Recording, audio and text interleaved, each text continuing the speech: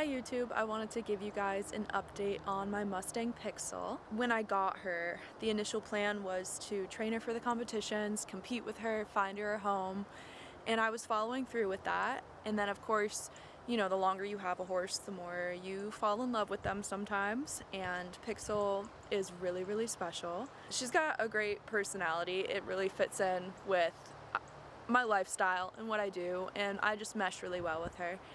Well, the initial plan was, yeah, to have her, find her a home after the competitions. So once the competitions ended, I did make a post for her that she was for sale, she was available, she was already titled by this point. I had had her over a year, and we had just finished the classic.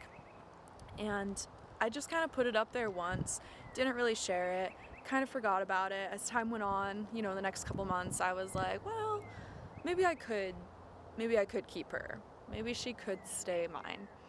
She is a pretty fantastic Mustang, and I have not met one that is quite like her. Of course, I have Lynx, who is my little heart animal who will stay with me forever, but it is nice to have a second one.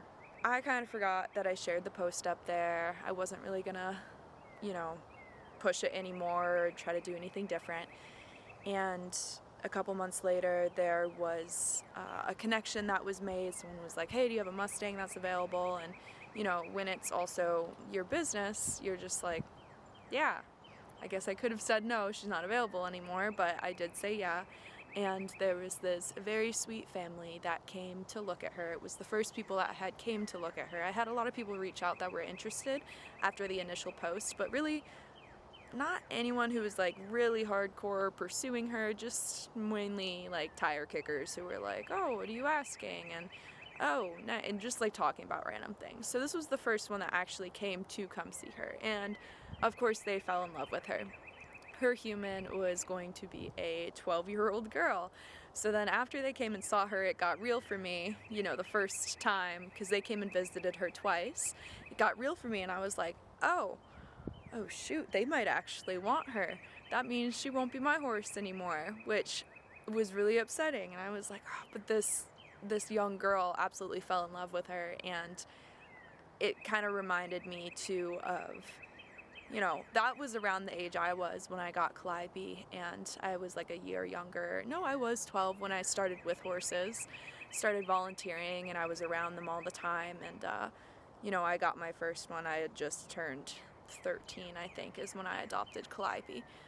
And, you know, I kind of saw that similarity between this girl and Pixel, even though I was like, Pixel's mine, I love her so much. I was like, oh, this could be such a cool learning opportunity and growing opportunity, and Pixel could be there with her through, like, you know, different hard years in school and just growing up, and that could be her Calliope. And she'd already met her at this point. I'm not gonna be like, no, I actually want to keep my horse. I have Lynx. They ended up loving her, and they wanted Pixel. So then they live a little bit further up north. So middle of winter, this was literally January 1st that they came and met her. Decided they wanted her by mid-January. All the stuff done, the vet checks, all of that. Mid-January they made that decision, so about almost 2 months she stayed with me, and we just kept training and working on different things and keeping her going, since there was a lot of snow up north and it was quite colder, so it made more sense for her to stay and work since she is still young. She's just 5 down here. And then I just brought her up on this road trip up to Virginia is where she's at. And it's a fantastic situation. She is owned by this girl and her family. They're building a lovely facility at home for her, but they also are working hand in hand with a trainer, so that is where Pixel is right now. And then the trainer is going to help, you know, once she goes home to their house, stay in contact and like be part of their path. And it's perfect. It's really an amazing situation, and Pixel's well loved, and hopefully I get to visit her. And every single message I've gotten about her, which I maybe message a little bit too often, I've asked, like, I think she's been there for 2 weeks now that I'm filming this, and it was really sensitive. It was a tough drive and a tough drive home, but I've asked, yeah, probably like 2 to 3 times a week how she's doing, and it's always glowing updates and reviews, and everything's amazing if I can read some of it. Pixel was amazing. The first day she was there and the girl visited, they did a little walk trot ride and it was great. Pixel was perfect. Another update, Pixel's doing awesome. Pixel continues to be a rock star. It was super windy and she was great. They can see why I love her so much. Another update, Pixel continues to be amazing.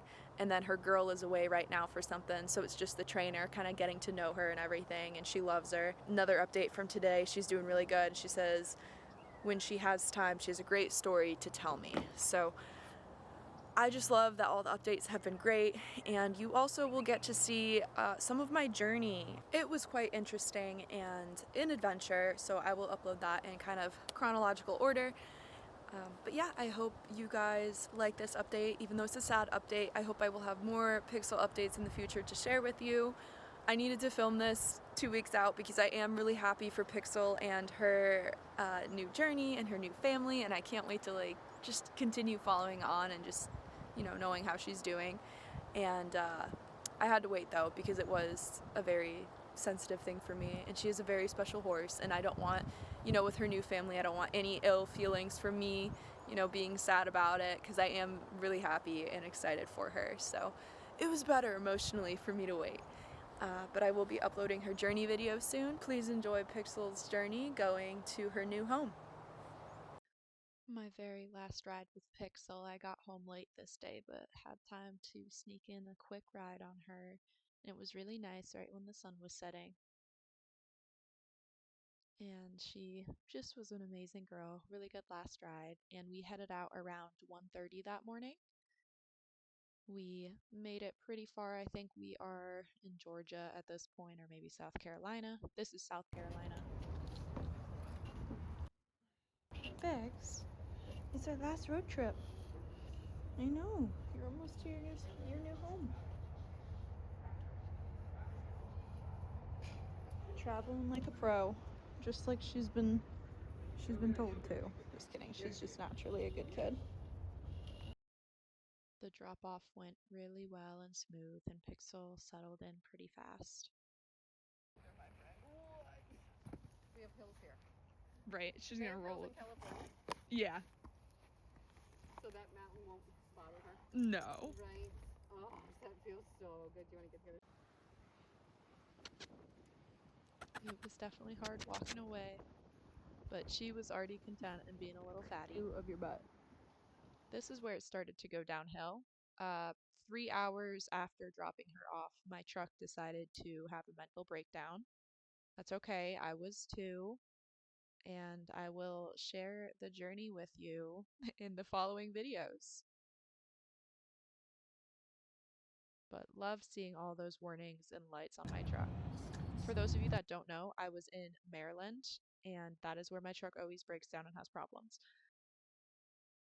Yeah, just all the lights, all of them. This is what happens when you break down. About to walk through a bunch of different parking lots with pillow in hand, bag on my back, horse trailer.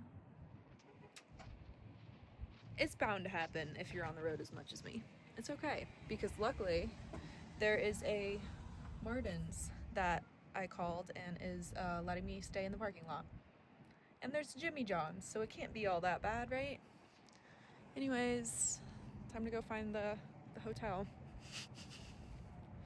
I would normally sleep in my truck and trailer, but it's gonna be in the 20s or 30s tonight or something, and I didn't intend on packing stuff to stay over aside from my pillow if I needed to sleep for an hour driving, so this is the solution.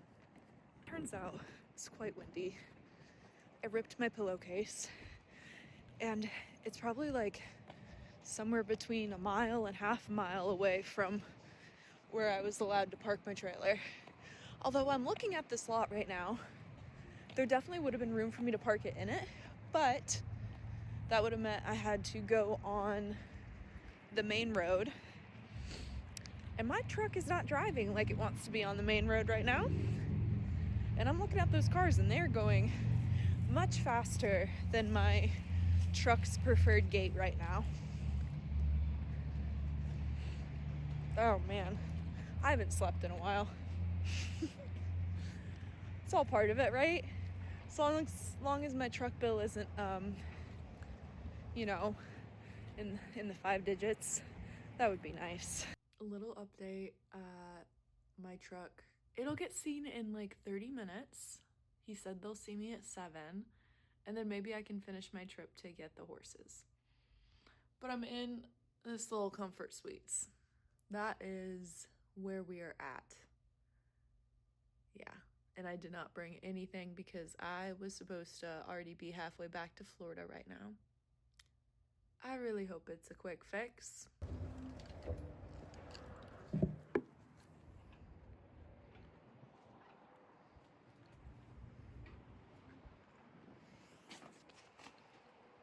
Maybe I could share some perspective for those of you looking to be on the road with a horse trailer as much as I am.